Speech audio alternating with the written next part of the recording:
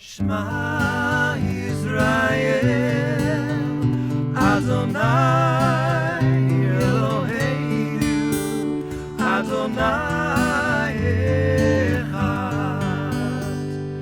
Baruch Shem Kivot Malkuto Le'olam Va'ed.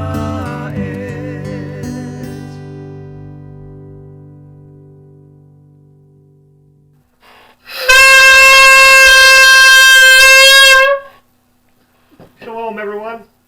This is Danny Palmer from Springfield, Missouri, teacher, rabbi for Yachad Qahal. I want to thank you once again for joining us. Pray that these videos and the written teachings that we provide for you have been a blessing and would help edify you and encourage you in your walk. What I want to start with is, this is the very last verse of Shemot. For the cloud of Yah was upon the tabernacle by day, and fire was on it by night, in the sight of all the house of Isra'el throughout all their journeys. What's interesting is, in the Latin, this word journeys is mansions. The word mansions does not mean specifically what most people believe it means. You know, many people who grew up in the church or messianic circles know the passage where it says, in my Father's house are many mansions, which is a quote from a chapter in Yachad, John. A mansion is a dwelling while you're on the move. So if we're going to a mansion, who says we're going to be staying in the same spot even when we're in the land all the time?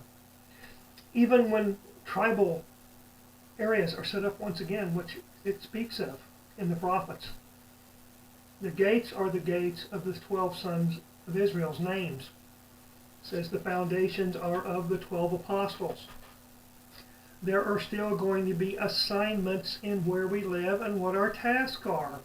I believe that many of those are going to be derived from what tribes that we actually find out are patriarchal part of our heritage comes from. That's our fathers. We get our birthrights, those of us who are firstborn sons, from our mothers. It's not the firstborn son of our father, it's the firstborn son from our mother. All firstborns are important, but the firstborn males are the ones on the line.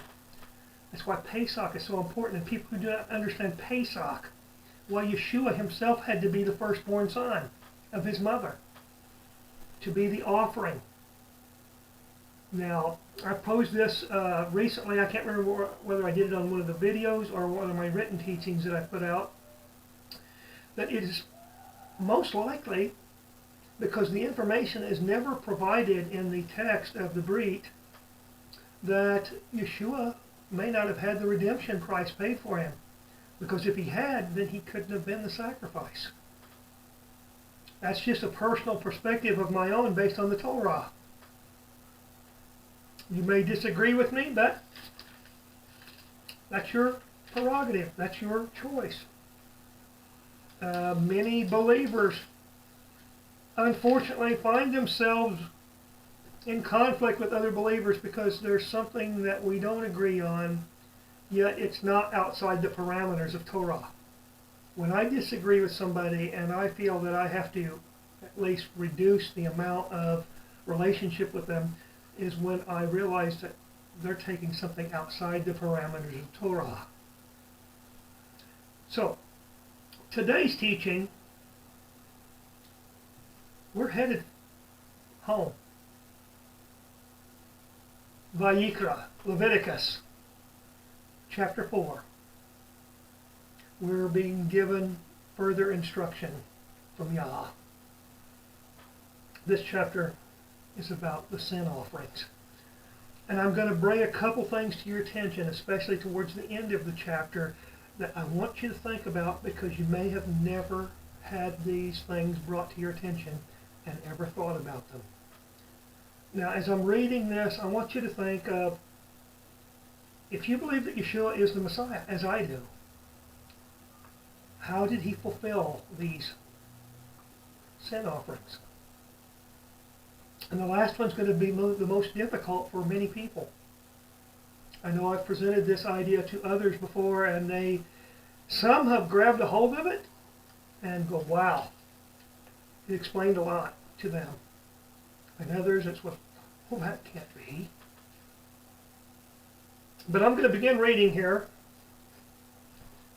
in Vayikra chapter 4, verse 1.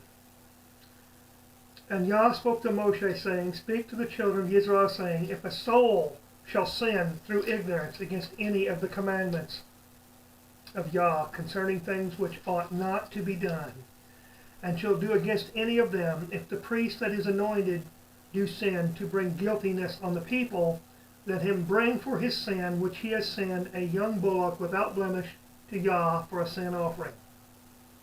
And he shall bring the bullock to the door of the tent of meeting before Yah, and shall lay his hand upon the bullock's head, and kill the bullock before Yah. And the priest that is anointed shall take of the bullock's blood, and bring it to the tent of meeting. And the priest shall dip his finger in the blood, and sprinkle the blood 7 times before Yah, before the veil of the sanctuary. And the priest shall put some of the blood upon the horns of the altar of sweet incense before Yah, which is in the tent of meeting, and shall pour all the blood of the bullock at the bottom of the altar of the burnt offering, which is at the door of the tent of meeting. And he shall take off from it all the fat of the bullock for the sin offering, the fat that covers the inwards, and the fat that is upon the inwards, and the 2 kidneys, and the fat that is upon them, which is by the flanks, and the appendage of the liver with the kidneys, it shall he take away, as it was taken off from the bullock of the peace offering, and the priest shall burn them upon the altar of the burnt offering. And the skin of the bullock and all its flesh, with its head and its legs, and its inwards and its dung, even the whole bullock shall he carry forth outside the camp to a clean place, where the ashes are poured out, and burn it on the wood with fire. Where the ashes are poured out, shall it be burnt. Notice here it says the priest who's anointed, the priest who is Mashiach. That's what anointed means, is to be a Mashiach. The root of this is to have somebody or something that has oil rubbed or poured on it. The priests all had to be anointed. All of Aaron and his sons, all 5 of them were anointed, yet 2 of them died for a sin. King Shaul tried to take his own life. He was a Mashiach, one who was anointed by the prophet Samuel, and he died in battle because he didn't want to be taken captive by the Philistines. Oh, he tried to commit suicide, but he failed, and he had to have a servant finish the job for him. Those of you who think the word Mashiach means some like holy man or whatever, in the sense that we've inherited in the Western culture, is completely out of line with what holy means. Holy means to be separated, to be set apart. A Mashiach is more of a mission or an assignment than a person. What was Yeshua's assignment? I brought this out in last week's teachings that I did. Yeshua's assignment was to die for the lost sheep of the house of Israel. He also died outside the camp. In the days that Yeshua was brought as a sacrifice there, that was outside the city walls of Jerusalem.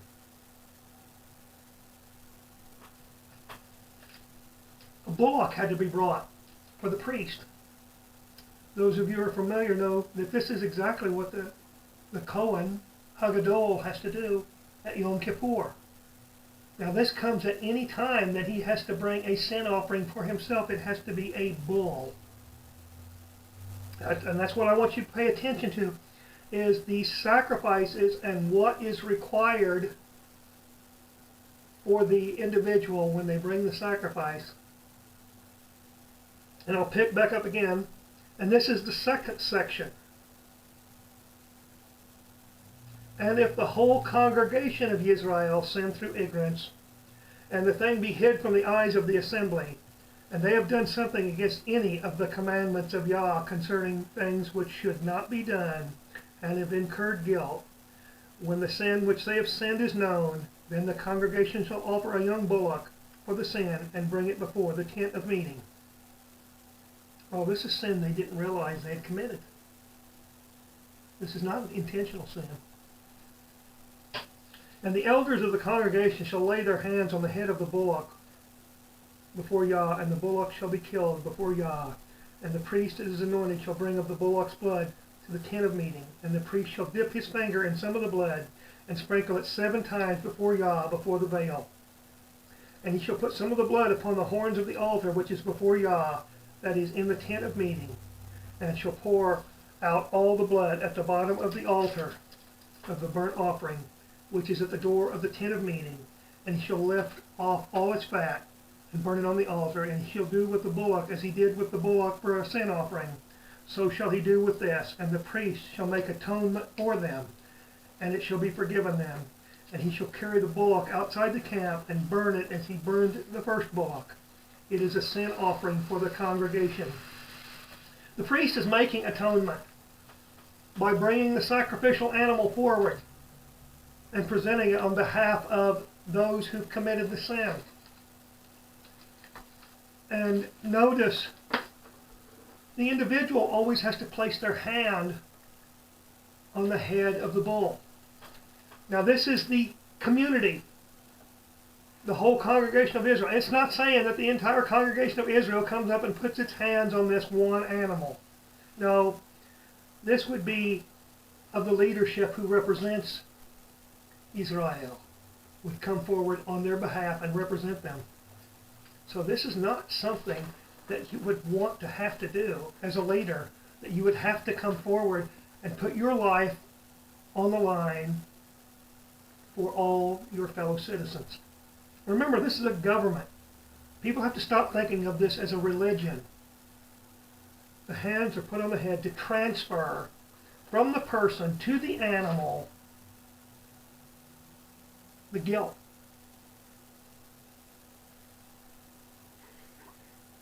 Remember what the Roman soldiers did. They put their hands on Yeshua by putting a crown of thorns on his head. This has multiple aspects to it. Those who've committed the sin are the ones who have to put their hands on the head of the animal or their representative. Who are the Romans really? Were they part of the lost sheep of the house of Israel? Or were they Goyim, who also needed sin forgiven? A sin that our first ancestor, Adam, committed. The thorns in that crown represented the thorns and thistles that Yah told Adam, this is the curse. You will work the ground hard, and you're going to have to deal with thorns and thistles. The curse of the ground is one of the aspects of what the crown of thorns is standing for. It is also standing for the fact that they had to put their hands on his head, even though they did not realize what they were doing.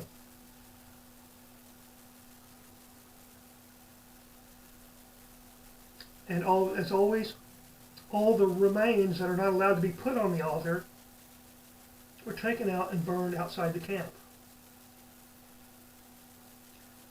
When a ruler has sinned and done something through ignorance against any one of the commandments of Yah, his El, concerning things which should not be done, and has incurred guilt, or if his sin, wherein his sin, come to his knowledge, he shall bring his offering a kid of the goats, a male without blemish, and he shall lay his hand upon the head of the goat, and kill it in the place where they kill the burnt offering before Yah. It is a sin offering. And the priest shall take of the blood of the sin offering with his finger, and put it upon the horns of the altar of burnt offering, and shall pour out his blood at the bottom of the altar of burnt offering. And he shall burn all its fat upon the altar, as the fat of the sacrifice of the peace offering. And the priest shall make atonement for him, as concerning his sin, and it shall be forgiven him. The blood pouring around the base of the altar. Get a picture of that in Yeshua as he was on the stake. His blood dripping down.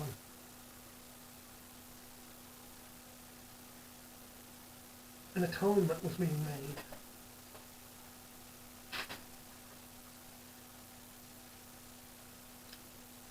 And it's a goat here. You notice how it changes. For the priest, it was a bullock. It was a young bullock for the congregation, and there's a young kid here for the ruler.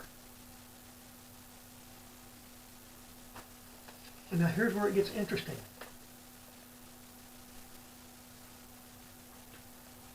And if any one of the common people sin through ignorance, by doing something against any one of the commandments of Yah concerning things which ought not to be done, and be guilty, or if his sin which he has sinned come to his knowledge, then he shall bring his offering, a kid of the goats, a female, without blemish, for his sin which he has sinned. And he shall lay his hand upon the head of the sin offering, and lay the sin offering in the place of the burnt offering. And the priest shall take of its blood with his finger, and put it upon the horns of the altar of burnt offering, and shall pour out all its blood at the bottom of the altar. And he shall take away all its fat, as the fat is taken away from off the sacrifice of the peace offering. And the priest shall burn it upon the altar for a sweet savor to Yah. And the priest shall make atonement for him, and it shall be forgiven him. Remember I said it's a female here. That's for my personal sin or your personal sin. Female. And here's the substitute. Here's the substitute for the very same individual. The individual, if he bring a lamb for a sin offering, he shall bring it a female without blemish. Now, without blemish here basically means nothing added to or nothing diminished from the creature. It doesn't have a growth on it or it doesn't have a wound. And he shall lay his hand upon the head of the sin offering and slay it for a sin offering in the place where they killed the burnt offering. And the priest shall take some of the blood of the sin offering with his finger and put it upon the horns of the altar of burnt offering, and shall pour out all its blood at the bottom of the altar. And he shall take away all its fat, as the fat of the lamb is taken away from the sacrifice of the peace offering. And the priest shall burn them upon the altar, upon the pyres of Yah. And the priest shall make atonement for his sin that he has committed, and it shall be forgiven him.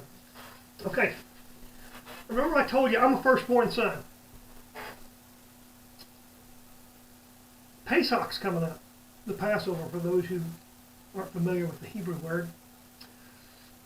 You know, the only people that were at risk were the firstborn, specifically the sons. You know, the other people that attended the meal, all they had to do was follow all the other requirements. Why was the blood put on the doorpost? Not to protect mom and dad or the other kids, unless dad or mom was the firstborn themselves. But it would be to protect any of the firstborn who were there that night. It's a communal thing. This is not an individual thing. Most of those firstborn who would have the blood put on the doorpost for their benefit might not have been old enough to even understand what was going on.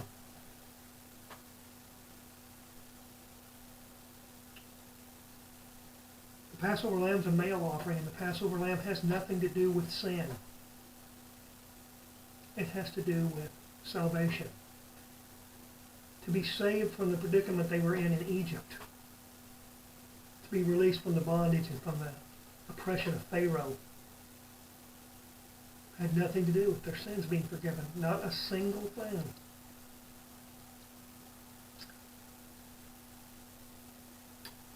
A female offering for my personal sin or your personal sin. How did Yeshua do that? Yet he also had to be the male goat, the young male bull, and the slightly older bull. How did he do all of those? It goes back to the key of Yeshua is the second Adam. The word Adam does not mean man, or as in the male sense of man. It has to do with humanity or mankind or the human being. That's what Adam means. It does not mean the gender male.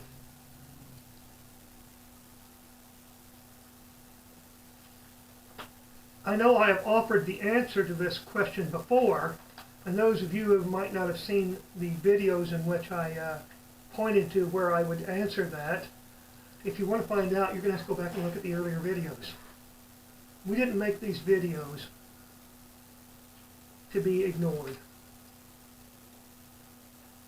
You know, I'm trying to do what Yah has called me to do. You get to choose whether you want to watch these videos or not. That's your choice. But I'm not going to constantly give all the same answers, video after video after video. And I don't want you to think that I'm being mean or spiteful on this, but to constantly rehash the same material over and over means I can't go any farther with you. I am a ground level, grassroots type teacher.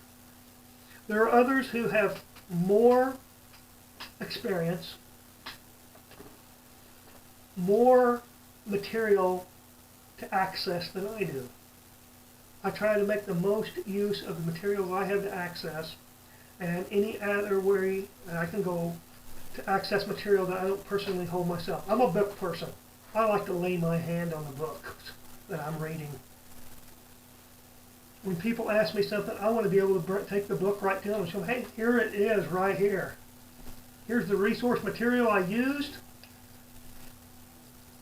and here's exactly where I got it from. Now I'm going to move on and move backwards. We're going to go back to Shemot, Exodus, chapter 22, verses 21 through 27. Thou shalt neither vex a stranger nor oppress him, for you were strangers in the land of Mitzrayim. You shall not afflict any widow or fatherless child. If thou at all afflict them, and they cry to me, I will surely hear their cry, and my anger shall be inflamed, and I will kill you with the sword. Then your wives shall be widows, and your children fatherless. If thou lend money to any of my people that is poor by thee, thou shalt not be to him as a creditor, neither shall you lay upon him interest. If thou at all take thy neighbor's garment for a pledge, thou shalt deliver it to him by sundown, for that is his only covering. It is his garment for his skin. In what shall he sleep? And it shall come to pass, when he cries to me, that I will hear, for I am gracious. Thou shalt not revile the judges, nor curse the ruler of thy people.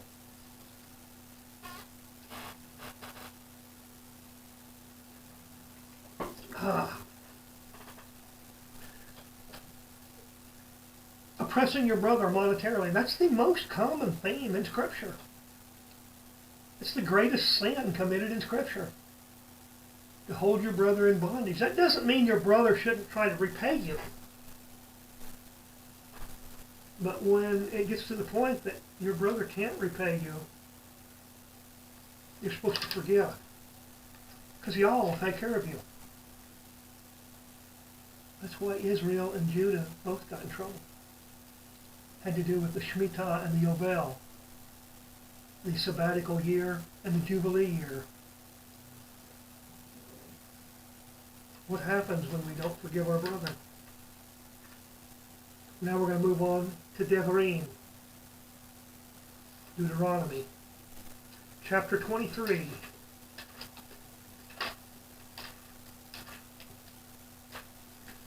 How many of you realize that the bulk of the material of the Torah is kind of outlined in Exodus or Shemot, chapter 20, verses 1 through 23:33. Our Jewish kinsmen in the rabbinical circles and all, they refer to this as the Book of the Covenant. It's the basic premise. Everything else gives greater details on how to go about understanding how to keep and the proper mindset in keeping the commandments. But Deuteronomy 23, verses 19 and 20. Thou shalt not bring the hire of a prostitute, or the price of a dog into the house of Yah, thy El, for any vow, for both these are abomination to Yah, thy El. Thou shalt not give interest to thy brother, interest of money, interest of foodstuff, interest of anything that is lent upon interest to a stranger.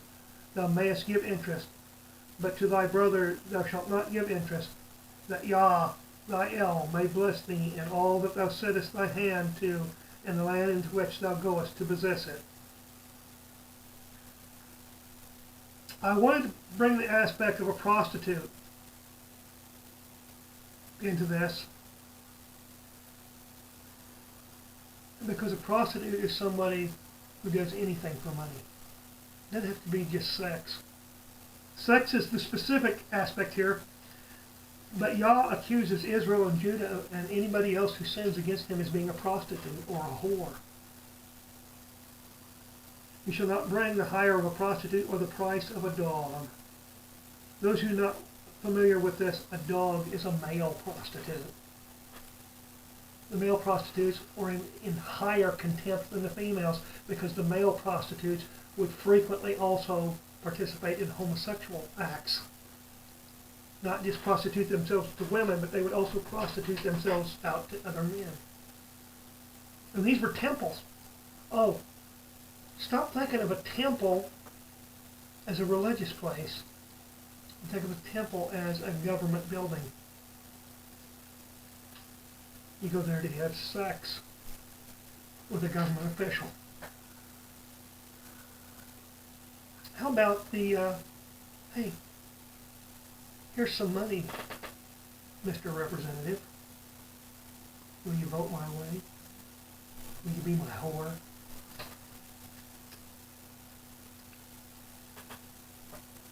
That happens in virtually every country of the world. Some more common than others.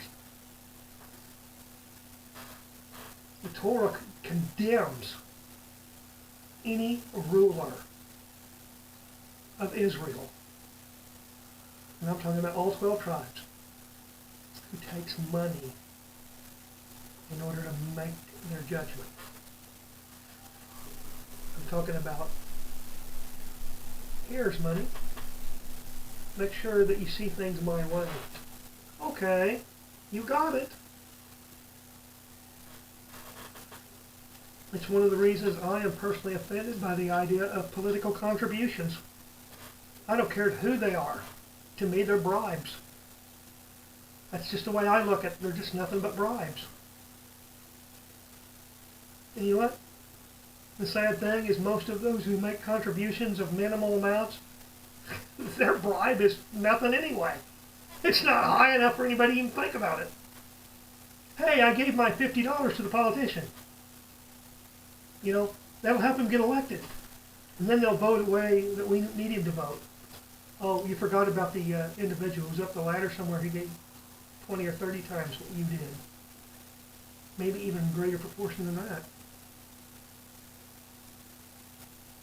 And I'd say to anybody who's in a position of leadership, no matter what country you live in, and you're claiming that you're trying to follow Scripture, maybe you ought to not take political contributions. It's just my opinion. But as I said, Exodus chapter 20, verse 1 through 33 is something that every person who claims to keep Torah ought to read. Because it's what's written on the tablets. It's not just the 10 Commandments. Everything in those 4 chapters is talked about as what's written on the 2 tablets. And it says the tablets were written on the front and the back, not just one side. Pictures that people have from the movies and everything of Moshe coming down the mountain with a couple of tablets, and it's written on the front side, and part of something's written on one side and the other part's written on the other side. That is an inaccurate picture. It is quite possible that each tablet contained everything the other tablet contained. That's what some believe. I don't know that I share that particular opinion, but I don't think it would be out of the parameters of the description that's provided in the Torah for us. I kind of think that they're 2 copies for us, Part of the covenant's written on one tablet, part of it's on the other, but it's overall one covenant. But that's just my opinion on that one, which also falls within the parameters. So it's not even something worth arguing about for those who would say, oh, you're so wrong. Now the reason I wanted to read these particular passages, and the reason I started with the sin offerings in Leviticus, is because how many sins are committed monetarily of one person against another, and they never stop and think about it. They never take into account what the Torah says about how we're supposed to treat one another in business practices. We're going to go to Luke chapter 10, verses 25 to 37. This is a very interesting account. And behold, a certain scribe arose to tempt him and said, what teacher must I do to inherit life that is eternal? And Yeshua said to him, in Torah, how is it written? How do you read it? And he answered and said to him, to love Master Yah, your Elohim, with all your heart and with all your soul and with all your strength and with all your mind, and your neighbor as yourself. Yeshua said to him, you have said it correctly. Do this and you will live. And he, wanting to justify himself, said to him, who is my neighbor? Oh, this is the stickler. Yeshua said to him, a certain man had gone down from Urishlim to Jericho. And you'll notice the pronunciation here is because I'm reading one of the Aramaic Peshitta breeds. And robbers fell upon him and stripped him and beat him and left him while barely remained life in him. And they left. And so it happened that a certain priest was going down the road and saw him and passed by. And likewise also a Levite came and arrived at that place and saw him and passed by. But a Samaritan man, while he was journeying, came where he was and saw him and had compassion on him. And he approached and bandaged his wounds and poured wine and oil upon them. And he put him on his donkey and brought him to an inn and took care of him. And on the dawn of the day he departed. He gave 2 denarii to the innkeeper and said to him, take care of him, and if he requires anything more, when I return I will give it to you. Who therefore from these 3 seems to you to be the neighbor to him who fell into the hands of the bandits? And he said, he who had compassion on him. Yeshua said to him, go and do likewise also. You know, many people, especially those who grew up in the church, hear this story, and it's usually referenced by something that's not even contained in the text itself. They call him the Good Samaritan. The word good is nowhere in this text. Even Yeshua said, why do you call me good? There's none good but the Father. The Samaritan here is merely the one who did what was right. Yeshua was using this as kind of a jab at the man who asked him the question. Because if you don't understand who the Samaritans are, because they're not Israelites. They may have mixed from those times forward now and contained some Israelite blood, and some of them, even then, might have contained a little bit. But they were the ones that were brought in to replace the northern kingdom when the Assyrians took out the northern kingdom. Because the Assyrians, what they did, they would take a people out of one land and move them and put them on another people's land and take another people and put them in their place on their land, so their connection with their land and their heritage would be severed. They would kind of lose their identity. Oh, isn't that what Yah said would happen to the 10 tribes? Because they insisted on sinning? I'm going to do things my way. Moshe warned us towards the end of his life that Israel would one day look towards itself and its sin and say, hey, my sin don't count. We're his people. And I don't care how you come to that mindset. Moshe blasts that mindset as a dangerous place to be. I don't care whether you're claiming to be Israel or you're claiming Christianity or you're claiming Judaism or whatever you're claiming. If you don't think you have to keep Torah and you say that you're trying to live according to what Yah wants, he doesn't say pat yourself on the back. It's okay. I understand. Now, grace and mercy are part of the scenario. I'm not saying that there's not hope. Nor am I trying to bash people. I just want people to get the idea that things are much more important than we may put credence to. And then we'll go back to Vayikra, Leviticus chapter 19. And Yah spoke to Moshe, saying, Speak to all the congregation of the children of Israel, and say to them, You shall be holy, for I, Yah, your El, am holy. I know people say, well, you know, they pray for holiness. You can't pray for holiness. Holiness is not something you can pray for.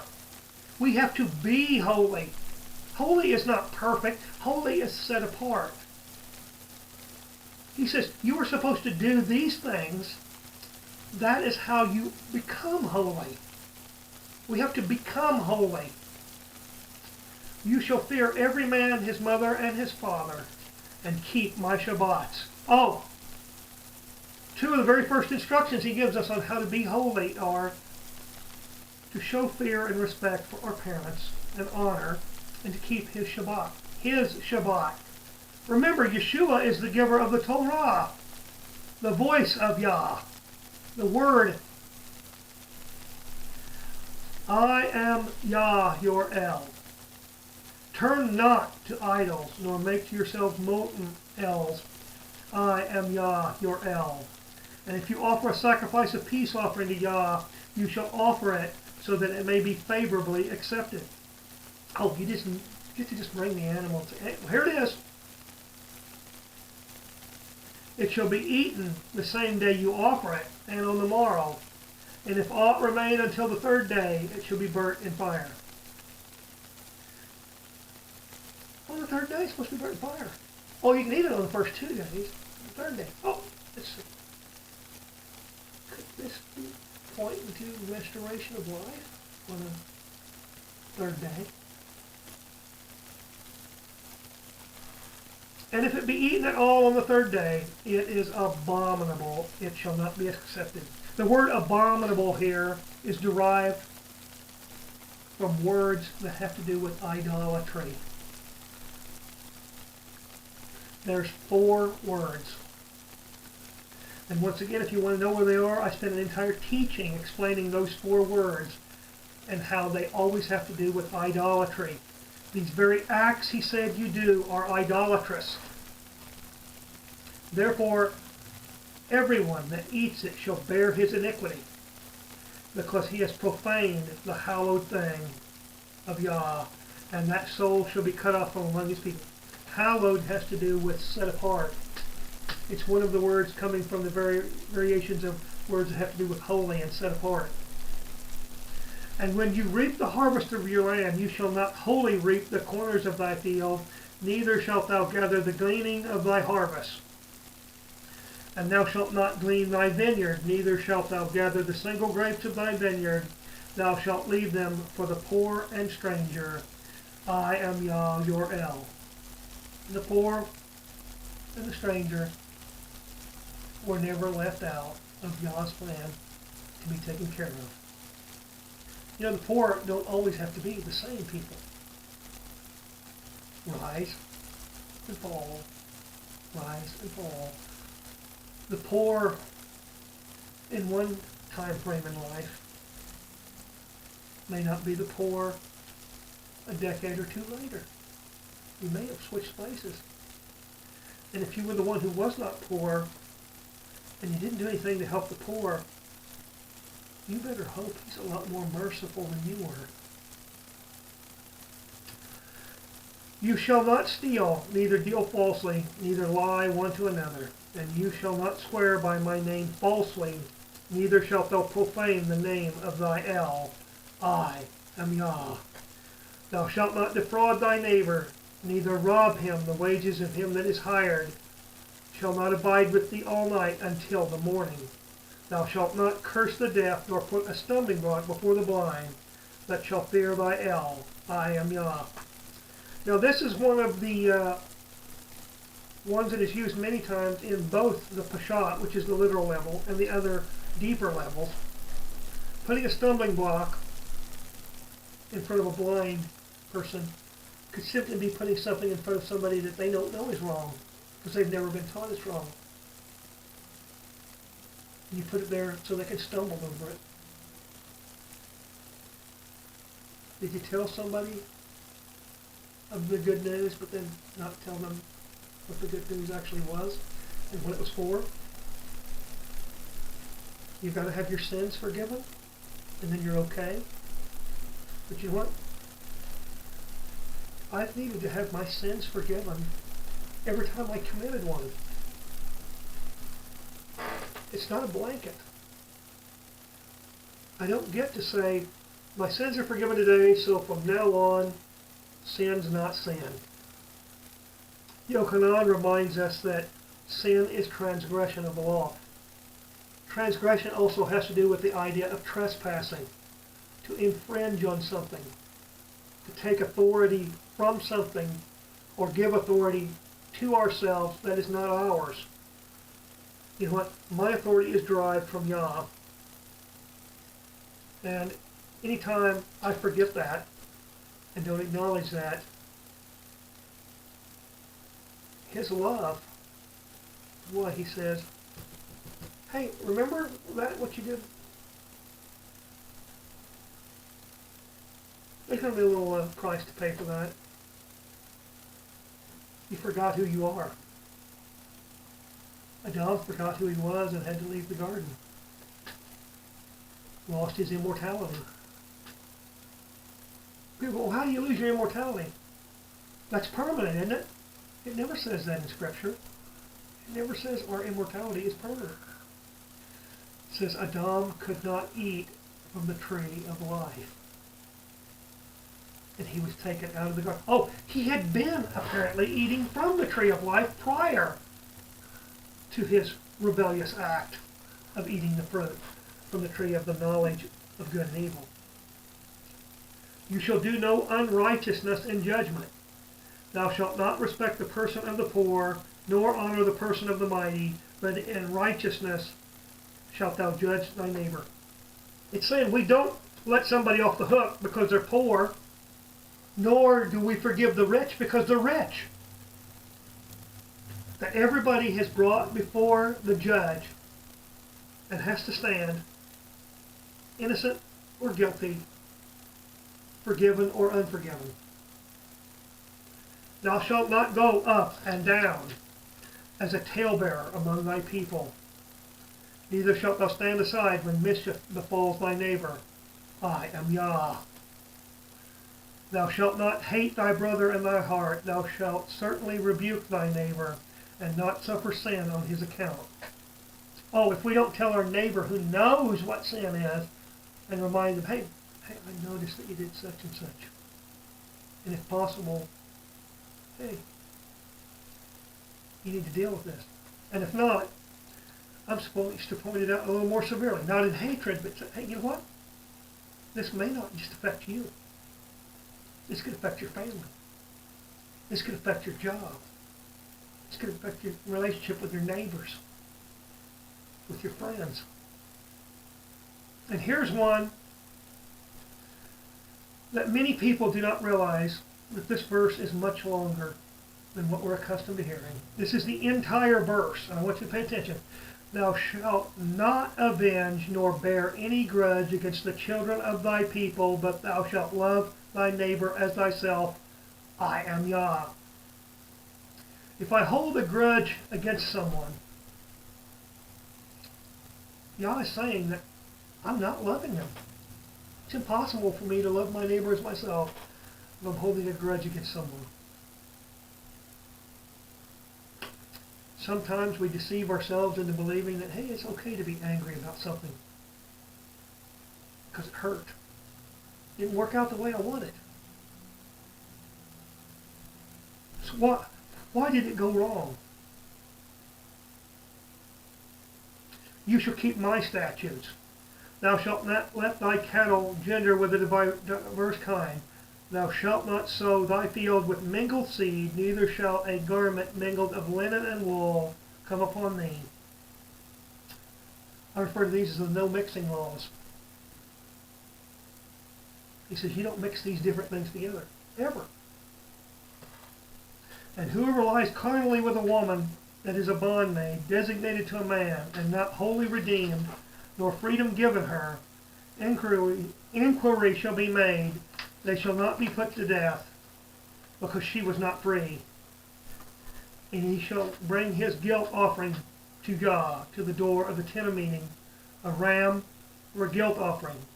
And the priest shall make atonement for him with the ram of the guilt offering before Yah for his sin which he has done, and the sin which he has done shall be forgiven him.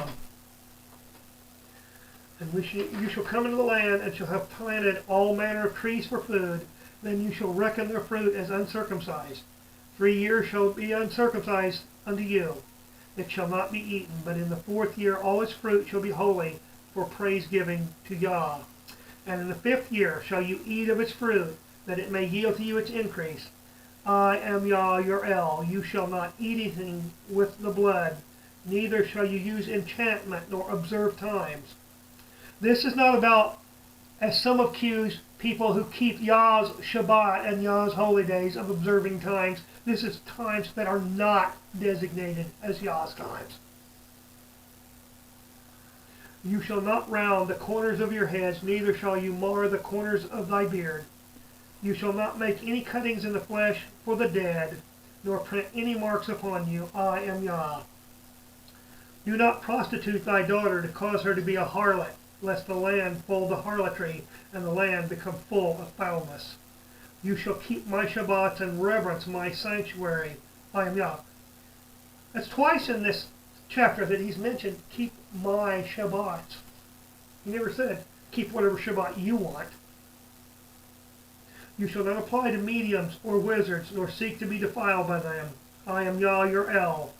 Thou shalt rise up before the hoary head and honor the face of the old man, and fear thy El. I am Yah. Hoary is a gray-haired person, someone who's older, someone who you should acknowledge as having wisdom, because they've lived a lot more years. Hopefully, we've learned as we grow older. Hopefully we're still not fools, young, naive.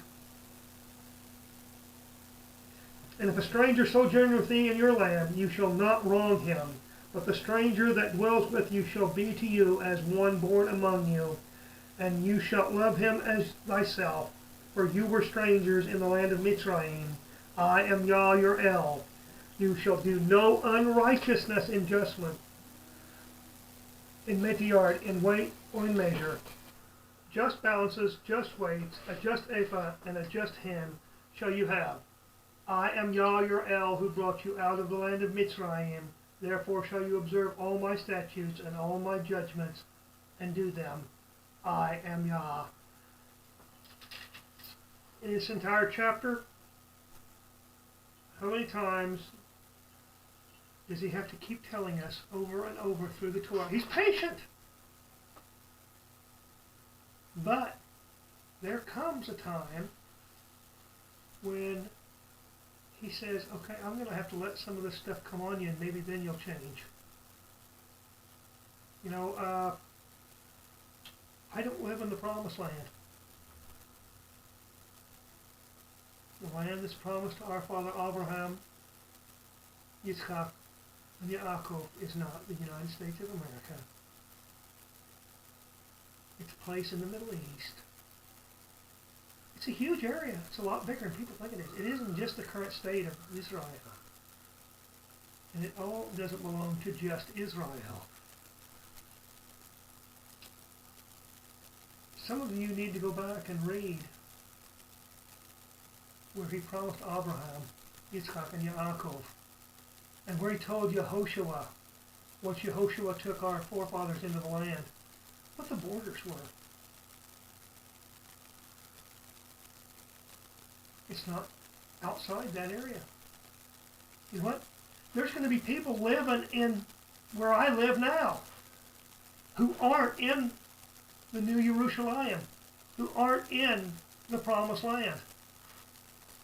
The Promised Land, the New Jerusalem that's spoken of in the Revelation, is about 1,500 miles wide, by about 1,500 miles long, by about 1,500 miles high. 1,500 miles high. I don't know how high that is just looking up in the sky because, I can't gauge that distance. Many of you who think that wherever you are is the Promised Land, if it's not the Promised Land that he said it is, we're in exile. Stop patting ourselves on the back. We're not home, and we're not being righteous. Mashiach will return, and he will take us home. Now I want to move on. As I spoke about the quote, Good Samaritan, earlier, I want to read a passage to show that people have taken that Samaritan story out of context because they haven't included other material. This is Yachad, John chapter 4. Now the Pharisees had heard that Yeshua made many disciples and was immersing more than Yachad. Though Yeshua was not immersing, rather his disciples. And he left Yehuda and arrived at Galilee again. But he had to pass through Samaria. And he came to a city of Samaria, which is called Shechar, on the side of a field that Yaakov had given to Yosef his son. And there was there a spring of water that had belonged to Yaakov, and Yeshua was tired from the effort of the road. The human part of him got tired, just like us. The human being got tired. And he sat on the well, and it was the 6th hour. Then a woman came from Samaria to draw water, and Yeshua said to her, Give to me water to drink. For his disciples had entered into the city to buy food for themselves. That Samaritan woman said to him, How is it that you, a Yehudian, and you ask me to drink? For I am a woman, Samaritan. For Yehudians do not have social dealings with the Samaritans. Yeshua answered and said to her, If only you had known the gift of Elohim, and who this is who said to you, Give to me to drink, you would have asked him, and he would have given you living waters. That woman said to him, My master, you have no bucket, and the well is deep. Where are your living waters? Why are you greater than our father Yaakov, who gave us this well, and from it drank his sons and his sheep? Yeshua answered and said to her, All who drink from these waters will thirst again.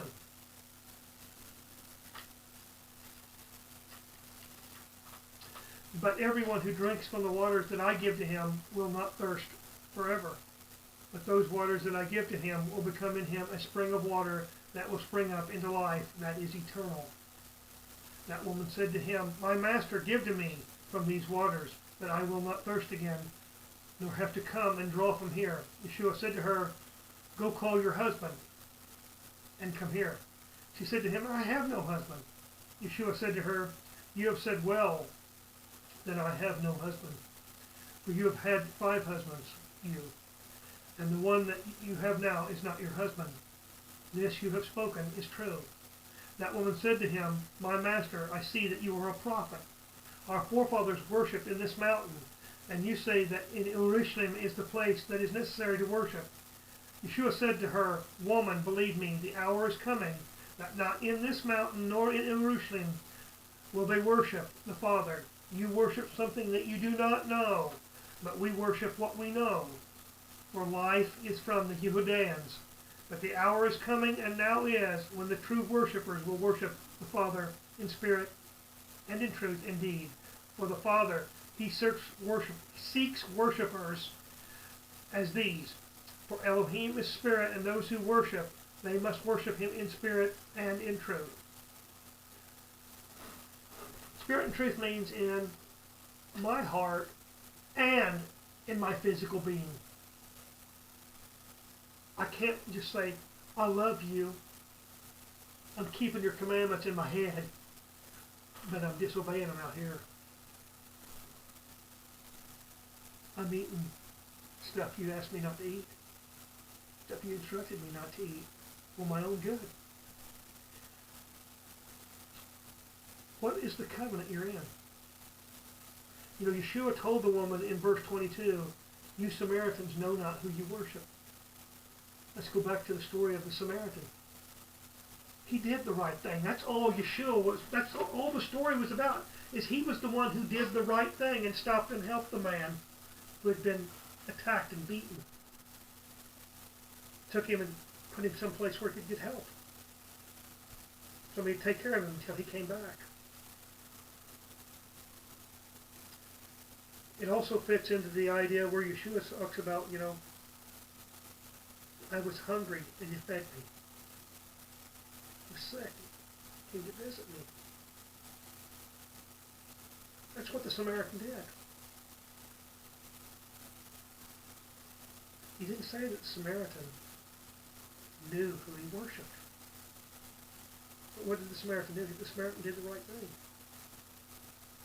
You know, you look out in the world, and there are people who really don't know Yah or Yeshua at all. And, you know, they do some right things better than some of those who claim they do know Him. Some who do claim they serve Him. We all make mistakes. But it's hypocritical to say, I belong to, and yet you don't behave as if He's your master. All those who have this democratic idea that we're on equal footing, you'll never find that in Scripture. Not even Yeshua says that. In fact, Yeshua says, the greatest and the least in the kingdom. Oh, that means we can't all be equal no matter what. According to our works, we'll be rewarded, is what he said. Store up treasures for yourself, where neither moth nor rust can destroy. And then you know that Yeshua is using an example here. There was a place where neither moth nor rust destroyed on the earth. The temple. That's where they were to take their offerings, their grains and everything. What were those grains and everything used for?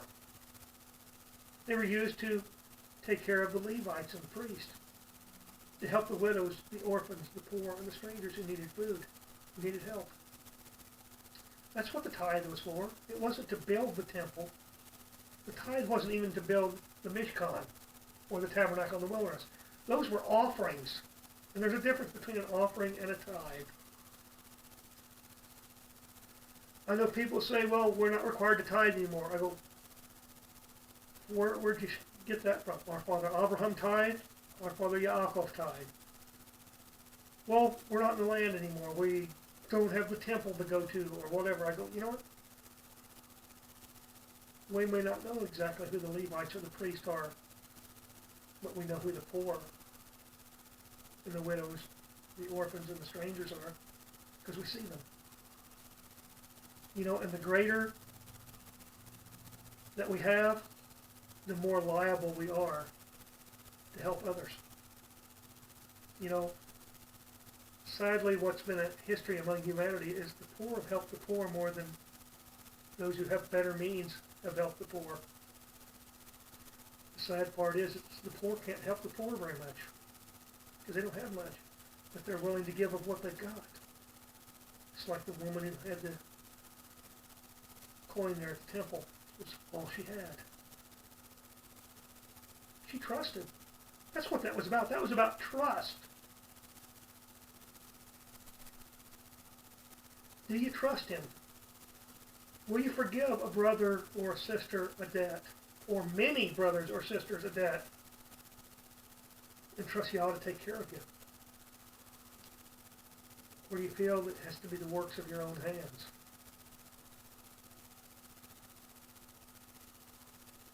You know, this is not a condemnation. It's just a cry, a call. Because I care about those who do not realize that most of the violations that Yeshua talks about have to do with those in need being condemned or belittled by those who have but won't help. help with what you've got. If you don't have any more, you may not even be able to meet somebody's complete need if you're just the average, everyday neighbor of someone.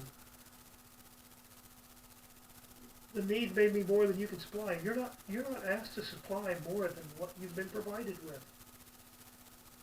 You may be able to only give somebody a meal, a cup of water, as Yeshua said.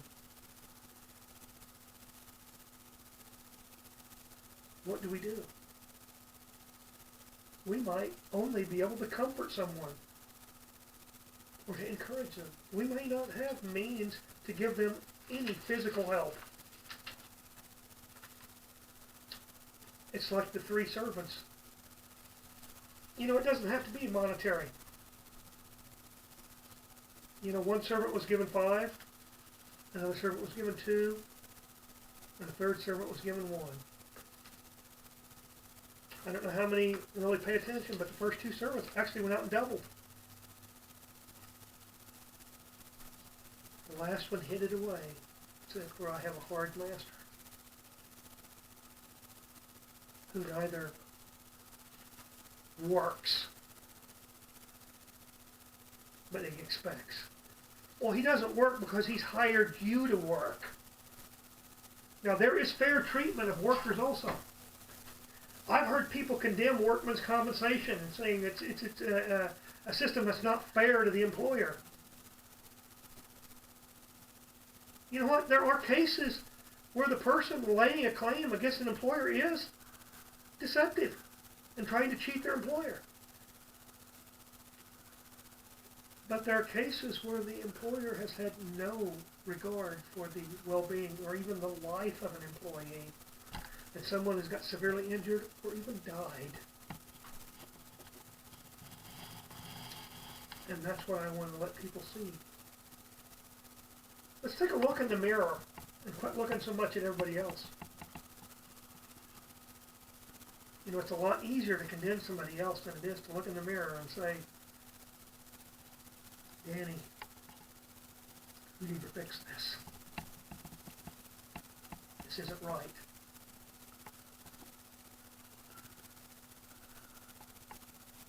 But as always, I hope that I've challenged you. And if I've made you mad, maybe it's because you need to look in the mirror just like we all do. Say, am I doing what I'm supposed to? Are people looking at me and seeing my Master and the Father? Am I a reflection of the kingdom, or am I a reflection of destruction? May Yah keep you safe, keep his hand upon you, and may he give you shalom. Until next time, shalom aleichem.